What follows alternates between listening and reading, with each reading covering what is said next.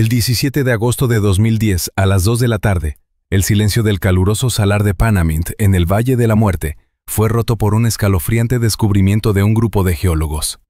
Ese día la temperatura alcanzó los 115 grados Fahrenheit. En medio del vacío blanco absoluto, a 25 millas de la carretera más cercana, se erguía un objeto que no podía estar allí. Una enorme silla de madera con un respaldo alto. En ella, sentado erguido en una postura antinatural, estaba James Park, de 25 años, que había desaparecido hacía exactamente un año. Su cuerpo disecado estaba atado a las patas de la silla con gruesas bridas de plástico, y su cabeza estaba forzada hacia atrás y sujeta con alambre oxidado. Alguien le había extirpado quirúrgicamente los párpados con precisión, obligando a sus cuencas oculares muertas y vacías a mirar directamente al sol abrasador para siempre. Esta historia comienza el 14 de julio de 2009, un día en que el desierto de Mojave parecía un horno caliente. A las 9:45 de la mañana, las cámaras de vigilancia captaron un sedán Ford Focus plateado que circulaba por la carretera en dirección a la entrada oriental del Parque Nacional del Valle de la Muerte. El coche lo conducía un residente de San Diego de 25 años llamado James Park. Oficialmente, trabajaba como mensajero para una pequeña empresa de logística, llevaba un estilo de vida anodino y no tenía antecedentes penales. Sin embargo, su comportamiento aquella mañana fue radicalmente distinto al de un turista corriente que venía a admirar el paisaje.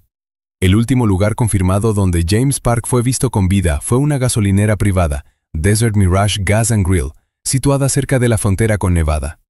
Una grabación de video de una cámara de vigilancia instalada encima de la caja registradora se convertiría más tarde en la primera y más importante prueba del caso. La imagen granulada muestra claramente a un joven vestido con una camiseta clara y unos vaqueros entrando en la tienda. Parece tenso, sus movimientos son bruscos y caóticos.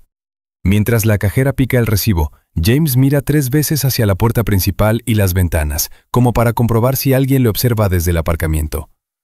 Su lista de la compra también tiene un aspecto extraño. Un hombre que está a punto de adentrarse en uno de los lugares más calurosos del planeta en pleno mes de julio no compra ni una botella de agua ni comida. En su lugar se lleva un paquete de cigarrillos Marlboro y un gran mapa de papel de la zona.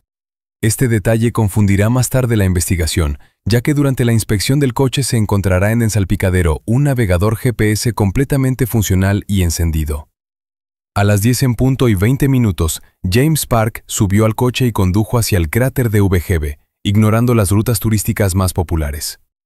El coche de James fue encontrado solo 4 días después, el 18 de julio de 2009. Un guarda forestal de la patrulla observó un Ford polvoriento aparcado en una zona remota cerca del cráter. Según el diario de a bordo, el coche llevaba aparcado allí al menos 3 días.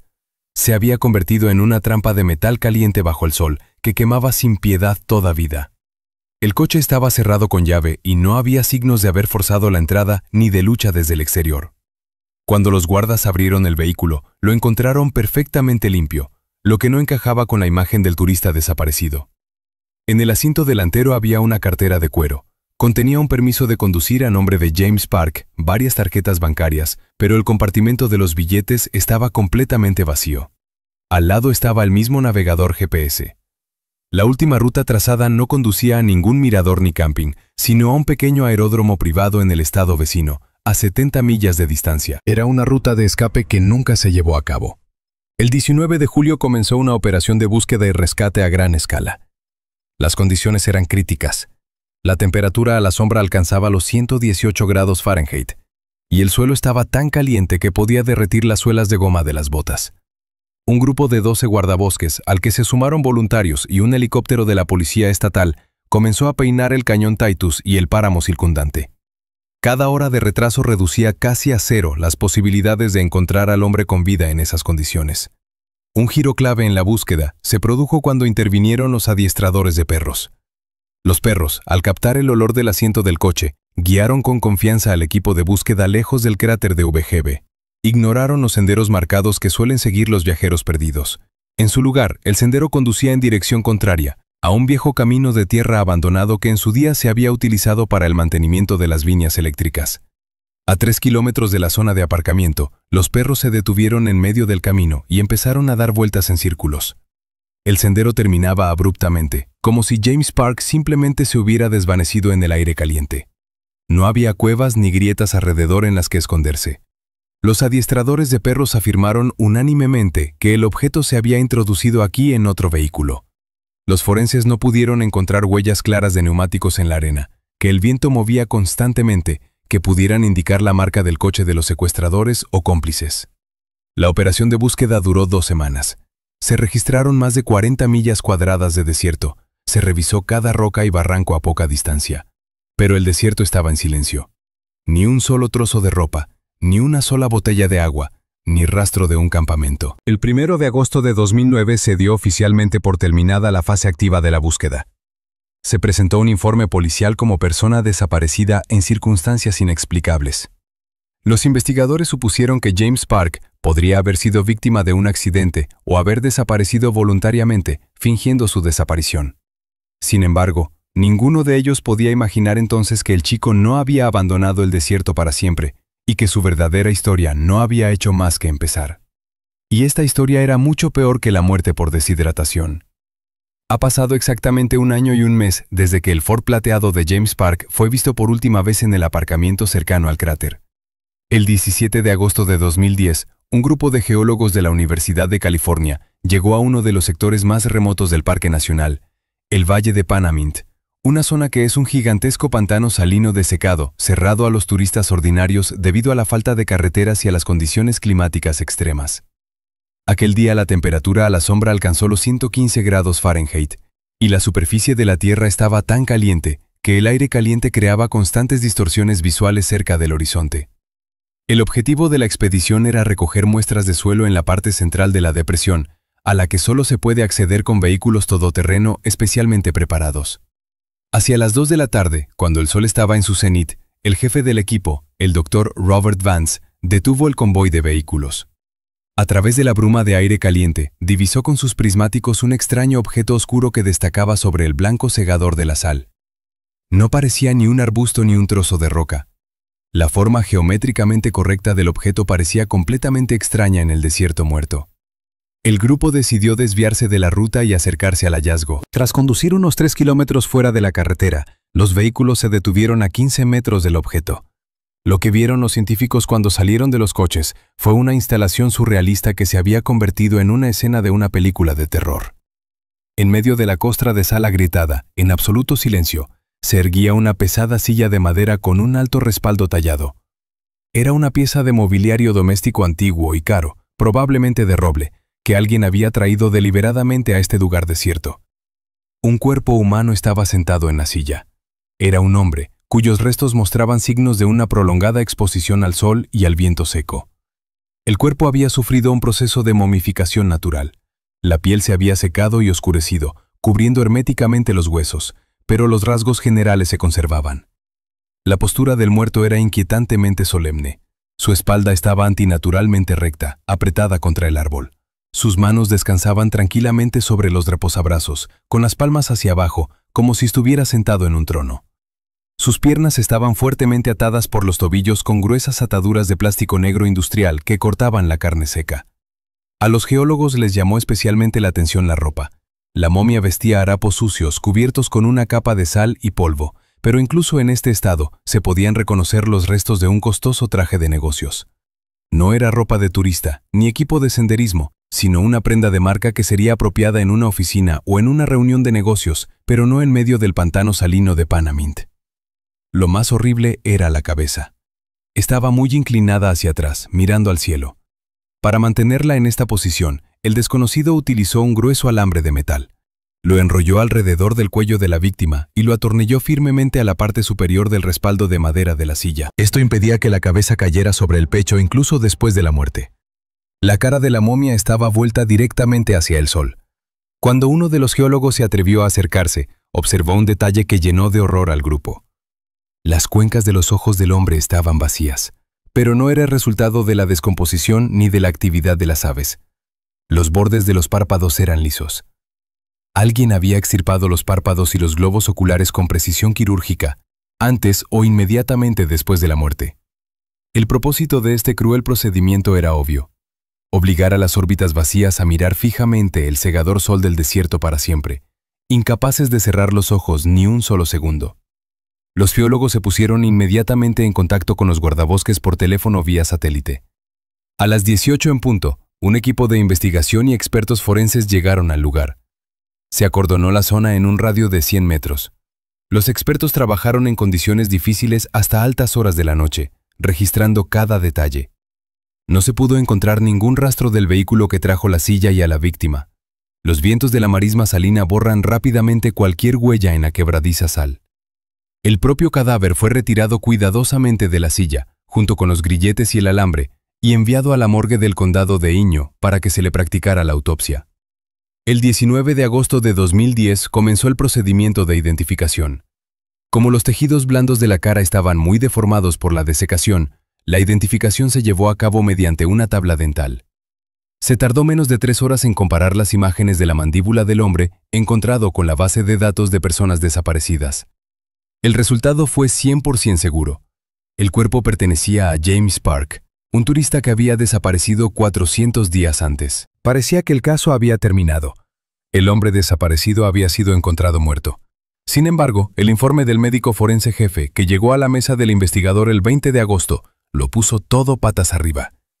El análisis de los tejidos, el grado de momificación y el estado de la ropa apuntaban a lo imposible. Según las conclusiones del patólogo, la muerte biológica de James Park no se produjo en julio de 2009, cuando desapareció.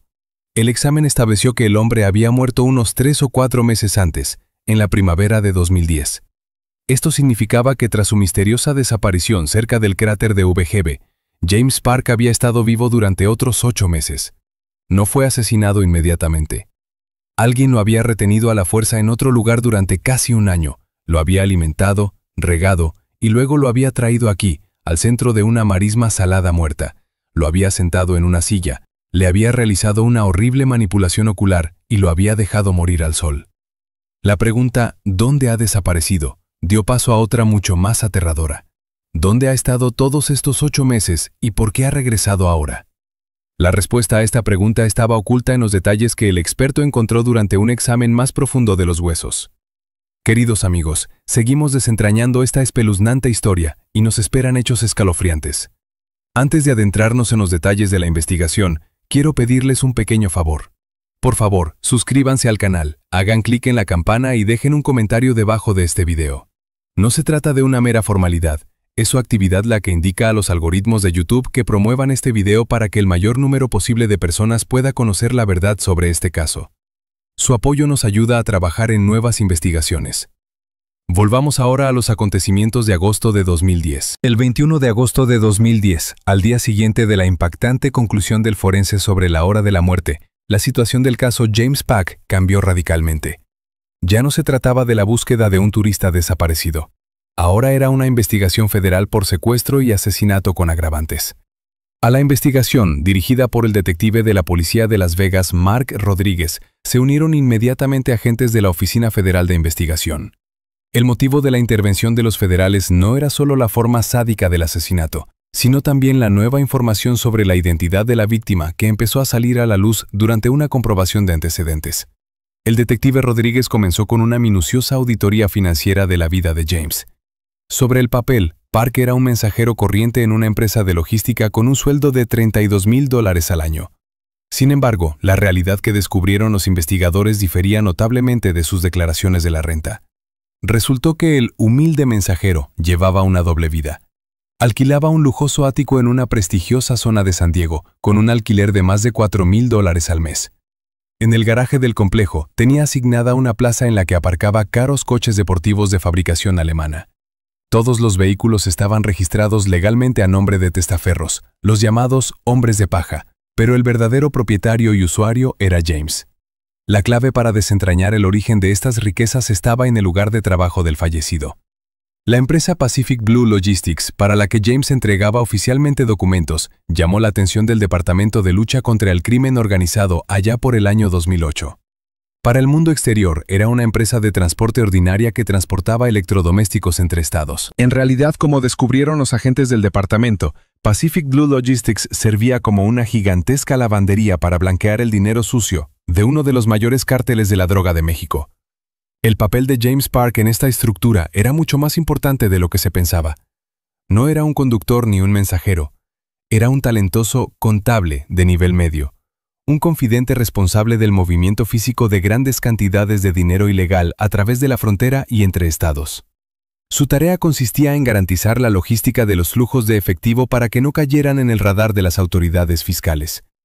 Los investigadores han restaurado la cronología de los acontecimientos que precedieron a su desaparición en julio de 2009.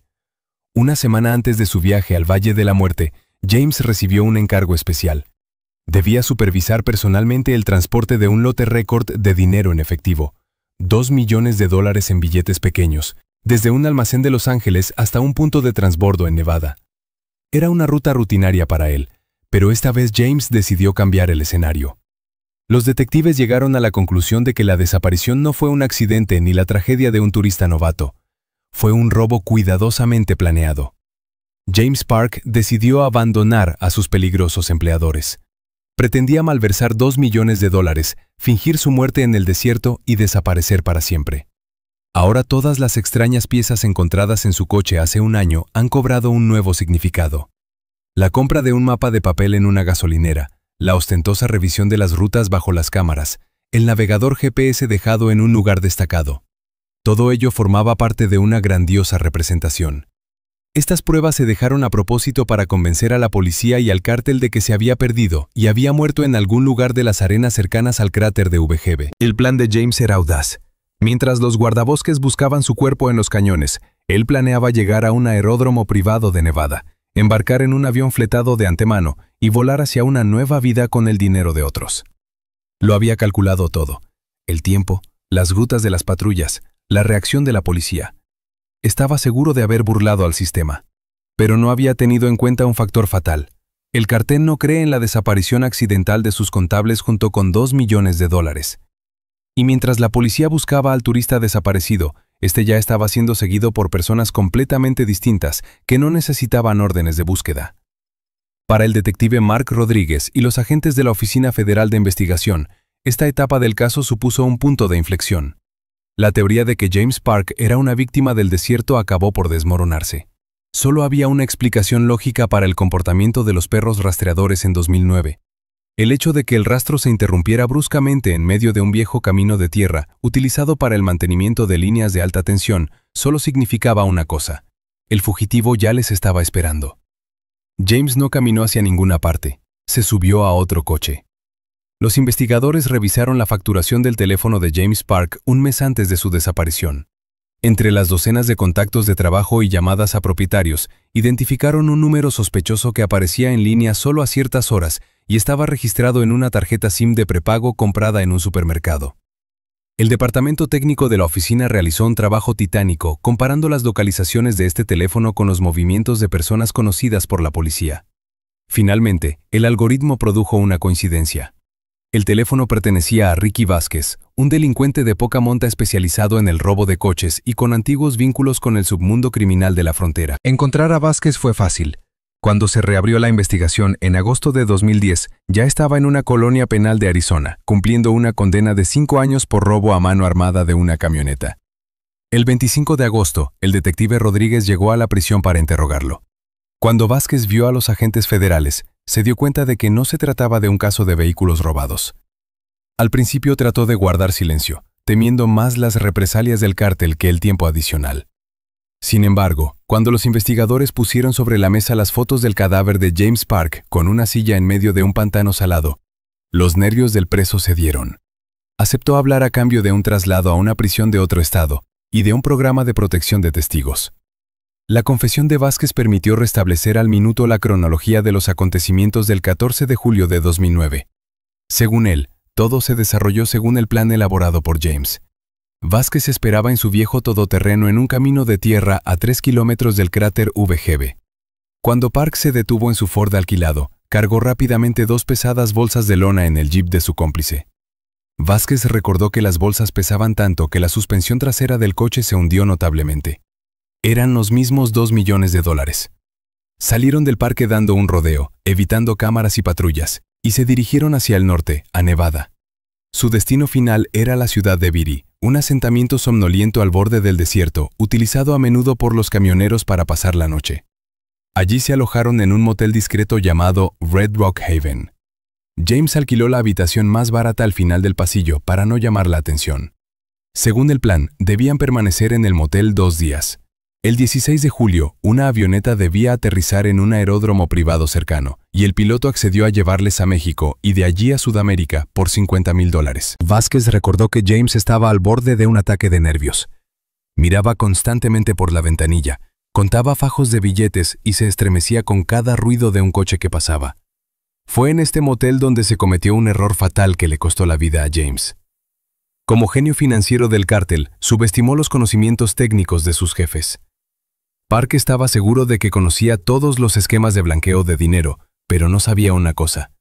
1 de cada 10 paquetes de billetes destinados al transporte llevaba cosida una baliza pasiva de radiofrecuencia.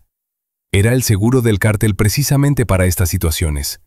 Mientras la policía buscaba a un turista desaparecido en el Valle de la Muerte, el servicio de seguridad del cártel ya estaba viendo las coordenadas exactas de su dinero en la pantalla del monitor.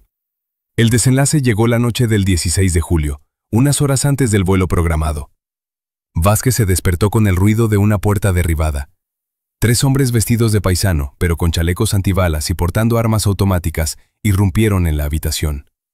No eran policías, sino liquidadores profesionales del cartel, los llamados sicarios. Vázquez describió la escena con un horror que no ha desaparecido ni siquiera un año después. Él mismo fue derribado por la culata de un fusil y abandonado en el cuarto de baño. Oyó a los militantes encontrar bolsas de dinero. Uno de ellos dijo una frase que se le quedó grabada a Vázquez. ¿Te creías más listo que los demás, contable? Vimos tu ruta incluso antes de que salieras del parque. James intentó explicarse. Se ofreció a devolver el dinero, pero nadie le hizo caso. Le ataron profesionalmente, le inyectaron algún tipo de sedante y le sacaron de la habitación por la puerta trasera. No mataron a Vázquez solo porque no era nadie para ellos. Un conductor cualquiera que no sabía nada importante sobre la estructura de la organización. Le amenazaron con que si abría la boca, le encontrarían incluso bajo tierra, y le dejaron tendido en el suelo del cuarto de baño. Cuando se despertó y miró por la ventana, solo pudo ver las luces traseras de 2 todoterrenos negros que se alejaban del motel en dirección sur. Así pues, cuando los Rangers encontraron por primera vez el Ford vacío de James el 18 de julio de 2009 y empezaron a preparar una operación de búsqueda, el propio James Park llevaba 2 días en manos de sus verdugos. No estaba en el desierto. Le estaban llevando en dirección contraria, a una de las instalaciones secretas del cártel, donde le esperaba un destino peor que la muerte instantánea.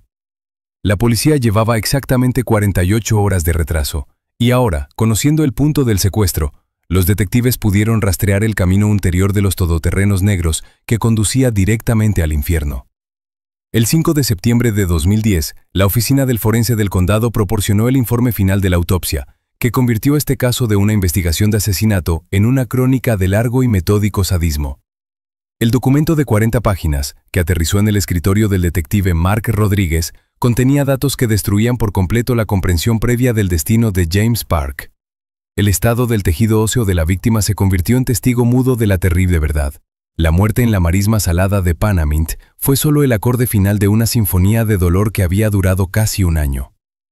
Las radiografías revelaron más de 30 fracturas de por vida de diversa gravedad en el cuerpo de la víctima. Los expertos registraron fracturas de las falanges de los dedos de ambas manos, fisuras en las costillas, huesos de los pies aplastados y fracturas en espiral de las tibias. El descubrimiento más espeluznante fue que todas estas lesiones se habían producido en un periodo de tiempo diferente. Algunos de los huesos ya habían formado un callo óseo, lo que indicaba su curación. Otras fracturas eran recientes, sufridas pocas semanas antes de la muerte, y otras se habían vuelto a fracturar en los lugares de la fusión anterior. La conclusión de los forenses fue inequívoca. James Park no fue asesinado en julio de 2009. Había permanecido cautivo durante 8 meses.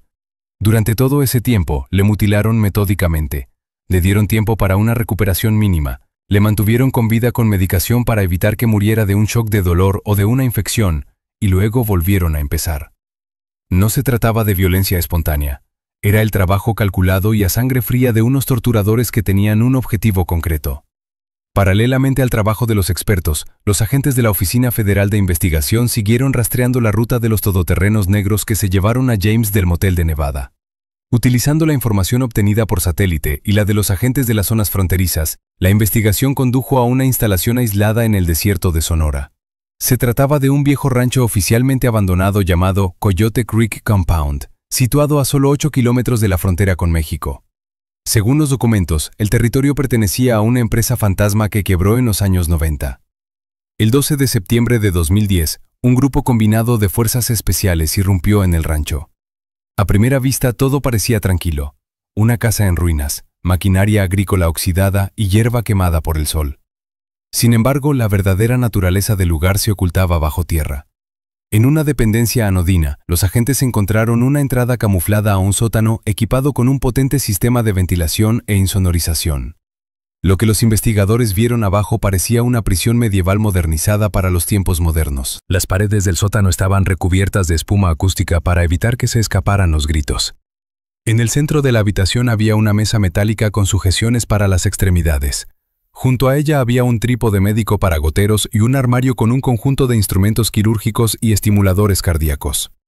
A pesar de que la habitación se había limpiado a fondo con cloro antes de que los autores abandonaran el rancho, el uso del reactivo luminol reveló restos de pérdida masiva de sangre en el suelo y las paredes. Un rápido análisis de ADN confirmó que se trataba de la sangre de James Park. Durante la inspección de la celda de detención donde James pasó 8 meses sobre un colchón sucio, los detectives encontraron la respuesta a la pregunta sobre los motivos de tanta crueldad. ¿Por qué el cártel, que suele eliminar a los traidores rápidamente y sin mucho alboroto, dedicó tanto tiempo y recursos a mantener a un contable? La respuesta era el dinero. Los investigadores descubrieron que cuando los pistoleros se llevaron las bolsas del todoterreno de Ricky Vázquez cerca del motel, la cantidad estaba incompleta. En lugar de $2 millones, era mucho menos. El cartel se dio cuenta de que James Park era más astuto de lo que parecía.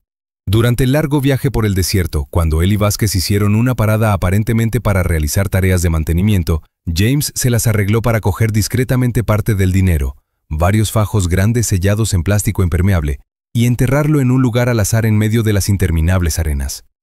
Era su póliza de seguros, su fondo de pensiones por si algo salía mal. Eran estas coordenadas las que buscaban los verdugos. No querían su vida, querían el dinero que les habían robado. Durante 8 meses quebraron su voluntad y su cuerpo, exigiendo conocer el lugar exacto en el desierto. Mantuvieron viva en él la chispa de la vida solo para que pudiera hablar. En la pared junto a su colchón, James rayaba con las uñas un calendario primitivo. Las rayas en el yeso marcaban días, semanas, meses. Las últimas marcas databan de finales de marzo de 2010. Después, las líneas se rompían. Esto solo significaba una cosa. A finales de marzo, James Park se derrumbó. El dolor se había vuelto insoportable, o la esperanza de rescate se había desvanecido definitivamente. Les dijo el lugar. Les dio las coordenadas de su escondite, con la esperanza de que eso le trajera una muerte rápida como liberación. Pero no sabía que su confesión sería el comienzo del acto final de esta tragedia. El cártel consiguió lo que quería, y ahora preparaba un viaje especial y de exhibición para su antiguo contable al lugar donde había enterrado su tesoro. Los investigadores aún no sabían exactamente a dónde había apuntado James, pero uno de los objetos encontrados en el sótano, un viejo mapa del Parque Nacional con un cuadrado rodeado con un marcador rojo, daba una pista ominosa de a dónde habían llevado al prisionero después de sacarlo del sótano. El 15 de septiembre de 2010 se celebró una reunión a puerta cerrada en la oficina de campo de la Oficina Federal de Investigación en Las Vegas para descifrar el lenguaje de la violencia utilizado por el cártel para dirigirse a sus enemigos. Si la tortura física en el sótano del rancho Coyote Creek tenía una finalidad puramente práctica, obtener información, la escena en el salar de Panamint era algo totalmente distinto. Fue una producción teatral de la muerte, cada uno de cuyos elementos tenía un profundo significado simbólico. El equipo de investigación invitó como consultor al Dr. Robert García, un destacado experto en antropología criminal y en la subcultura de los cárteles de la droga latinoamericanos. Cuando el Dr. García colocó las fotografías del cadáver sobre la mesa, la sala se quedó en silencio. Su atención no se centraba en el estado general de la momia, sino en el rostro. Le explicó a los detectives que la extirpación de los párpados de la víctima no fue solo un acto de intimidación o una muestra de rabia sin sentido. La precisión quirúrgica con la que se había cortado el tejido alrededor de los ojos y la rígida fijación de la cabeza con alambre indicaban el uso de una antigua y extremadamente rara forma de ejecución conocida en el folclore criminal como mirada al sol. Este ritual hunde sus raíces en las brutales tradiciones del siglo pasado y solo se utiliza en casos excepcionales. Según el código de los narcotraficantes, este castigo está destinado a los que vieron algo que no les pertenecía o a los que se quedaron ciegos de codicia. Esto era una referencia directa a las acciones de James Park. Él, siendo solo un empleado, se atrevió a usurpar el dinero de la organización. Su avaricia le había nublado el juicio, así que el cártel decidió castigarle en consecuencia, hacerle mirar al cegador sol del desierto, incapaz de cerrar los ojos ni un segundo, hasta que la luz le quemó físicamente las retinas y acabó con su vida. Un elemento igualmente importante de esta horrible instalación era una silla. Los expertos se han preguntado durante mucho tiempo por qué los asesinos habrían necesitado transportar un pesado mueble de roble decenas de kilómetros fuera de la carretera hasta el corazón del desierto. El doctor García explicó que esto también formaba parte del mensaje. La silla de respaldo alto, que se asemejaba al sillón de una casa o incluso a un trono, era un símbolo de burla a las ambiciones de James. Los investigadores sabían que Park soñaba con una vida lujosa, alquilaba un ático y compraba coches caros. Quería vivir como un rey. El cártel cumplió su deseo de una forma perversa. Le dieron un trono en medio de su propio reino de sal y polvo. Además, la postura sentada simbolizaba la espera. James Park esperaba el avión que supuestamente le llevaría a una nueva vida, pero en lugar de eso le tocó esperar eternamente la muerte bajo los rayos abrasadores. Pero el descubrimiento más importante fue la explicación de la elección del lugar. ¿Por qué el Valle de Panamint? ¿Por qué ese punto en medio de un enorme pantano salado, al que es casi imposible llegar sin un equipo especial? El detective Mark Rodríguez comparó las coordenadas del lugar de la ejecución con el testimonio de Ricky Vázquez y los datos del GPS del navegador incautado en el coche de Park hace un año. El rompecabezas estaba completo. La zona donde se encontró el cadáver coincidía perfectamente con la plaza donde, según un cómplice, James había planeado hacer una parada durante su huida. Era el mismo lugar donde Park había enterrado el dinero robado, su paracaídas dorado, por el que había arriesgado su vida. La investigación llegó a una conclusión espeluznante. Tras 8 meses de tortura en el sótano, James se derrumbó y dio las coordenadas del escondite. Los asesinos no se limitaron a matarle, sino que le devolvieron a la escena de su crimen. El escenario de las últimas horas de James Park fue el siguiente. Lo llevaron al pantano salado aún con vida, pero ya destrozado física y mentalmente. Le sentaron en una silla y le obligaron a ver cómo los militantes desenterraban su tesoro.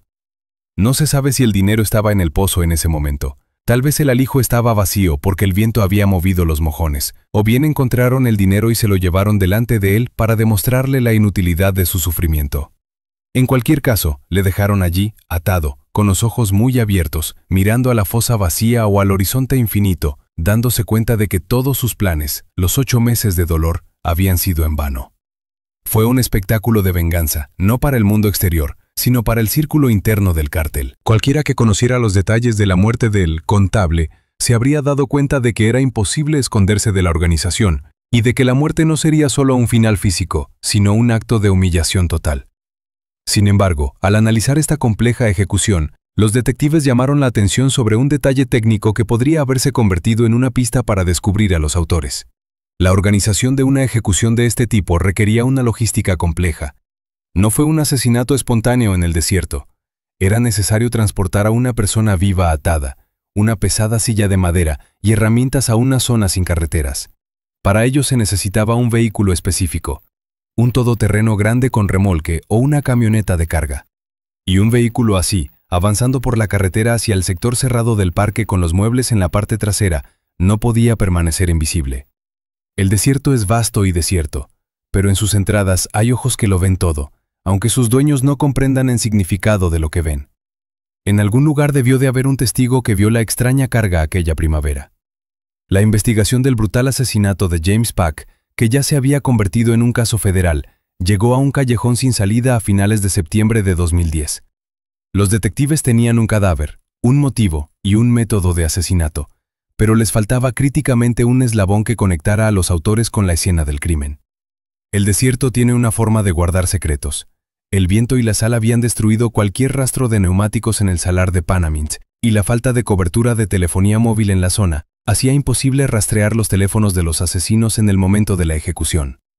El fantasma del todoterreno negro que había llevado a James a la muerte parecía haberse desvanecido en una bruma de aire caliente. El avance se produjo donde menos se esperaba, en el diminuto pueblo de Shoshone, California, situado en la intersección de las autopistas del desierto. Este asentamiento de menos de 50 habitantes es una especie de puerta de entrada al Valle de la Muerte. El 25 de septiembre, los agentes federales llevaron a cabo una inspección rutinaria entre los trabajadores de los servicios locales, mostrándoles fotografías de James y de vehículos sospechosos de pertenecer a un cártel.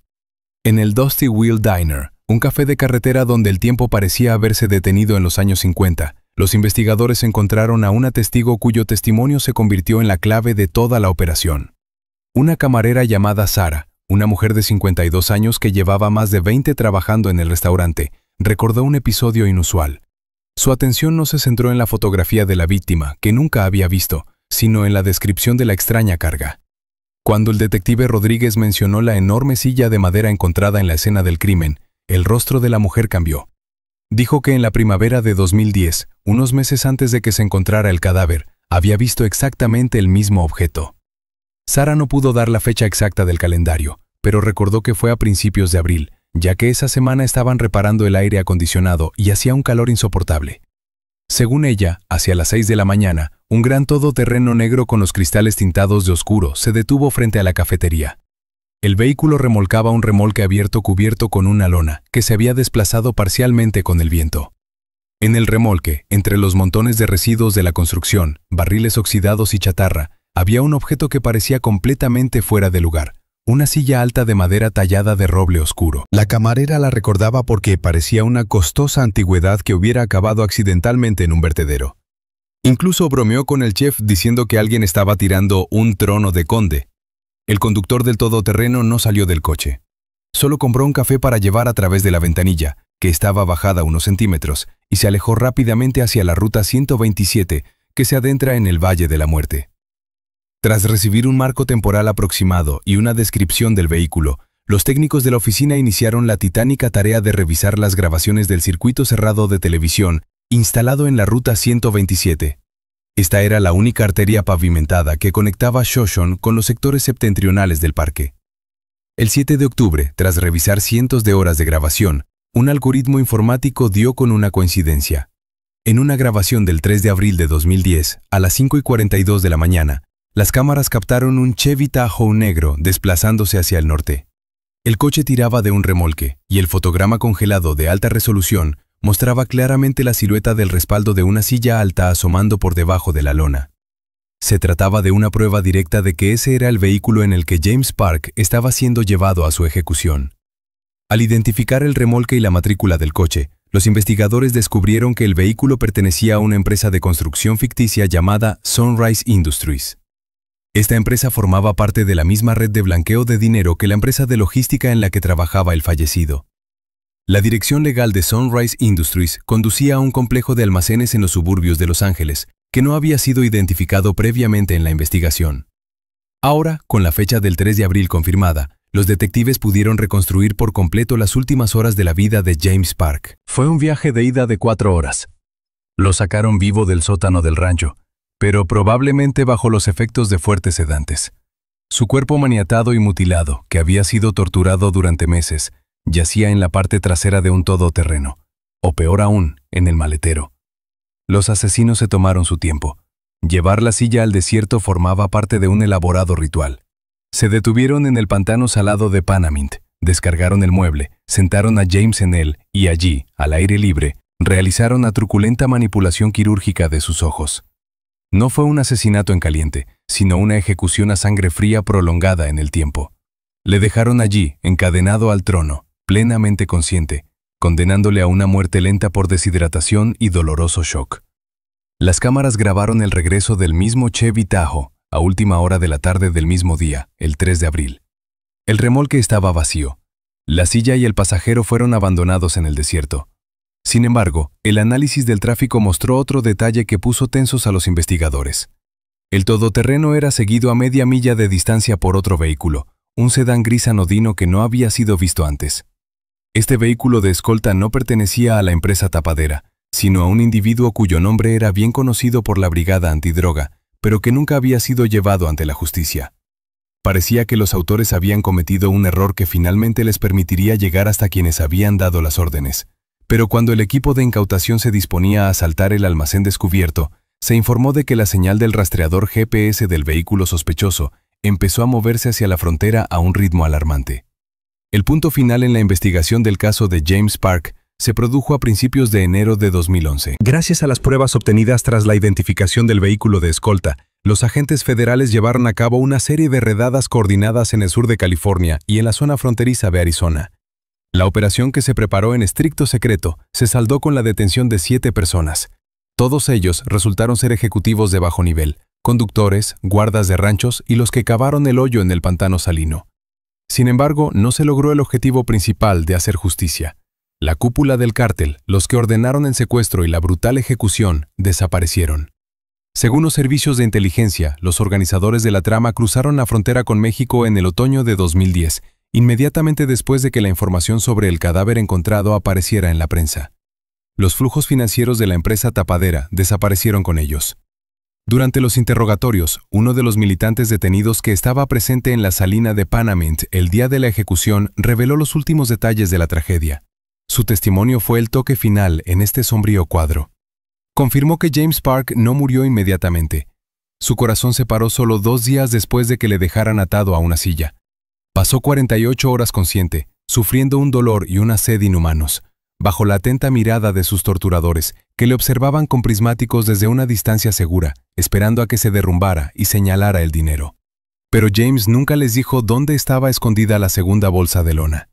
El pistolero admitió que habían excavado cientos de metros cuadrados de marisma alrededor de la silla, basándose en las confesiones anteriores de la víctima, pero solo encontraron vacío. O bien James les había mentido bajo tortura en el sótano para ganar tiempo, o bien había olvidado realmente el lugar exacto, o bien el desierto, que cambia constantemente su topografía bajo la influencia del viento y la sal, había escondido a salvo su tesoro.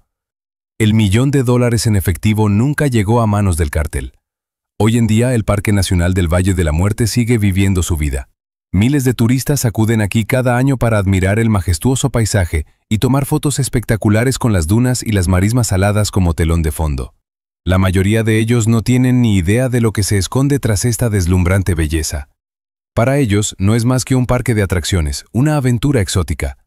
Pero para los guardabosques locales y quienes recuerdan los sucesos de 2010, el Valle de Panamint seguirá siendo para siempre un lugar maldito. La historia del mensajero James se ha convertido en una oscura leyenda. Los lugareños la cuentan alrededor de las hogueras, advirtiendo a los recién llegados contra la codicia y el intento de jugar a juegos imposibles de ganar. El caso está oficialmente cerrado, los criminales han sido condenados a cadena perpetua y el cuerpo de James hace tiempo que fue enterrado. Pero el misterio principal sigue sin resolverse.